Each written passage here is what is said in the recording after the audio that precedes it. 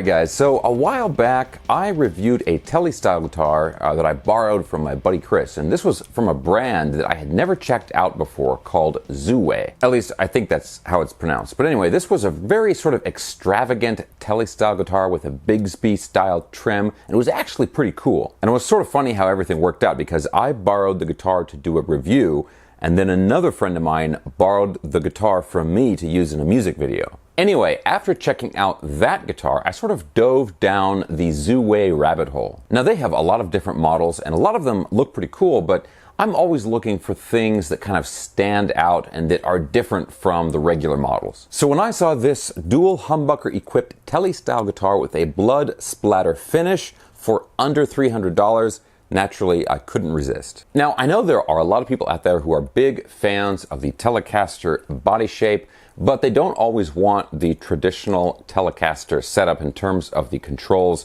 and the pickups. And honestly, I'm kind of one of those people. I don't really care for like the classic single coil setup on a traditional Telecaster. I've got one of the Squier Contemporary HH Telecasters with the dual humbuckers, and I really like that guitar. And that's pretty similar to this control setup here as well. So I think if somebody is looking for the traditional body shape and a sort of traditional headstock, but they want, you know, like a sort of a more metal-friendly guitar, this is probably going to be a pretty good choice for them. And as I mentioned, it's under $300. It's like $279 is the price I've been seeing it for lately. Keep in mind though that I don't control the price on this guitar, and you know, I bought this guitar just like anybody else would do.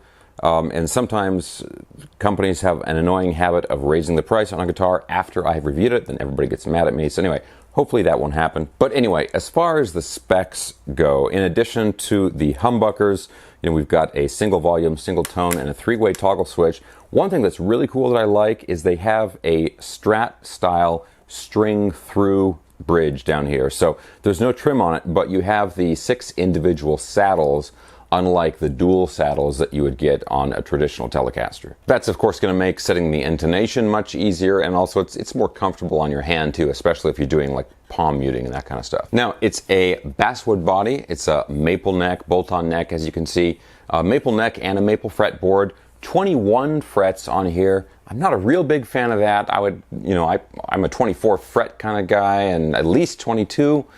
Generally more frets the better as far as I'm concerned. Now up here on the headstock, we've got some, you know, generic 6-in-line tuners, nothing too fancy up there. And the frets themselves here on the neck are sort of medium jumbo frets.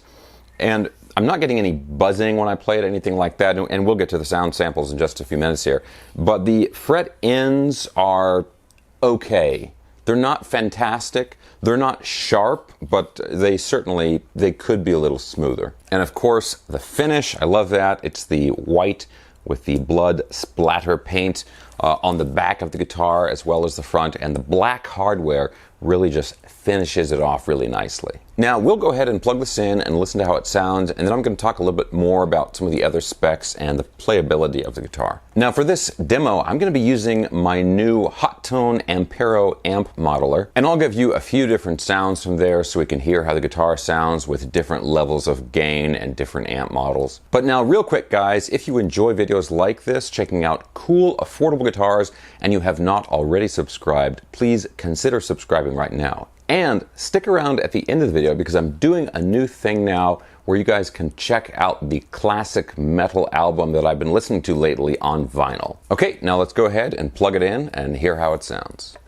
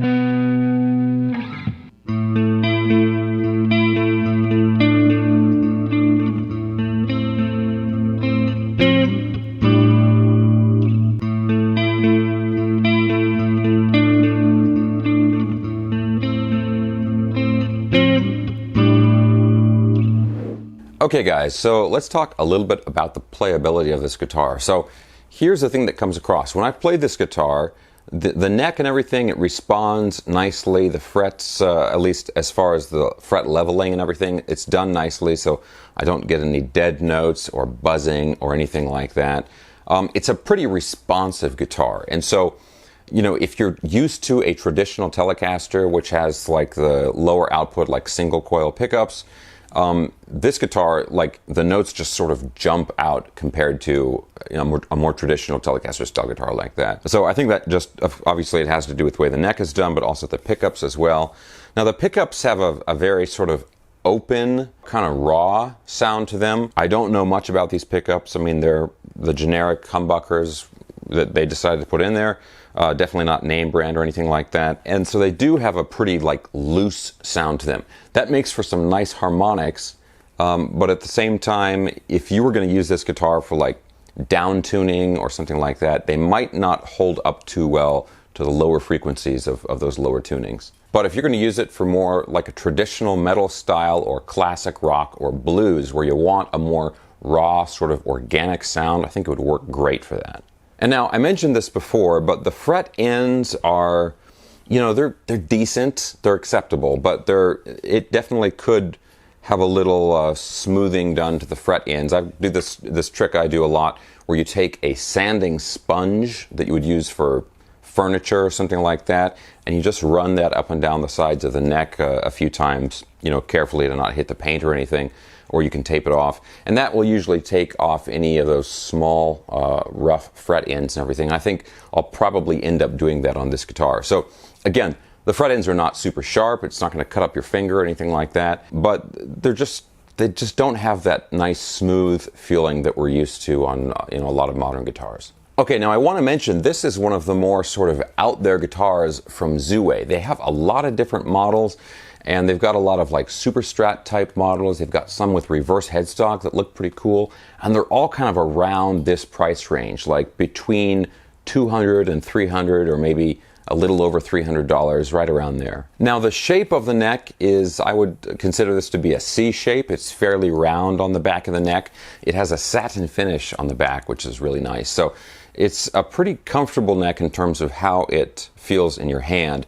I just, you know, I do wish the fret ends were a little bit smoother. That would make sort of shifting around a little bit easier. Now, I will put a link for this guitar in the video description below. I got this off of eBay. Sometimes you can also find them on Amazon, so I'll put a few links down there for the guitars. I will also have some other links down there, including a special link for my new 80s instructional program, Guitar 1989. It's the follow-up to Guitar 1988 that I did last year. Anyway, I'll have a special link down there and a code that you guys can use to get a good discount on that new program. Okay guys, now let's talk about the classic metal album on vinyl that I've been listening to lately, and that is Jack Starr, Out of the Darkness. Okay, so if you guys are not familiar with Jack Starr, he's probably mostly known for the band Virgin Steel, which was before this. And then he did a number of solo albums, Jack Starr and then Jack Starr's Burning Star. And this album here came out in 1984. And when you listen to this album, I mean, it's sort of a, you know, it's like a classic 80s metal album. But when you listen to it, for 1984, this album in a lot of ways was pretty ahead of its time. Tracks like Concrete Warrior, which is the opening track on side 1, and then Eyes of Fire, which is track 2 on side 2, they've got some really strong power metal vibes, and it's not power metal by today's standards, but for 1984, I mean, these were pretty blistering tracks. Now, the other thing that I really like about this album is the vocalist, a guy named Rhett Forrester, who unfortunately died in the 90s. But he was the vocalist on this album, and he was the vocalist on a couple of earlier Riot albums. I'm a huge Riot and Mark Reale fan, and honestly, Riot is another band that, if you guys haven't heard of that, I definitely want to encourage you to check that out. But yeah, Rhett Forrester, he's got a great, really kind of gravelly, really aggressive voice, and it just, you know, it fits with the, like, you know, aggressive early 80s metal style really, really well. Great combination. And guys, look at this. Back of the album, you've got vocalist and Jack Starr sitting in a DeLorean. I love it. Anyway, guys, that's what I've been listening to lately. Really solid early to mid 80s metal album. And yeah, kind of ahead of its time in some ways. You know, there's a couple ballads on there which slow things down a little bit, but overall, it's a really solid album.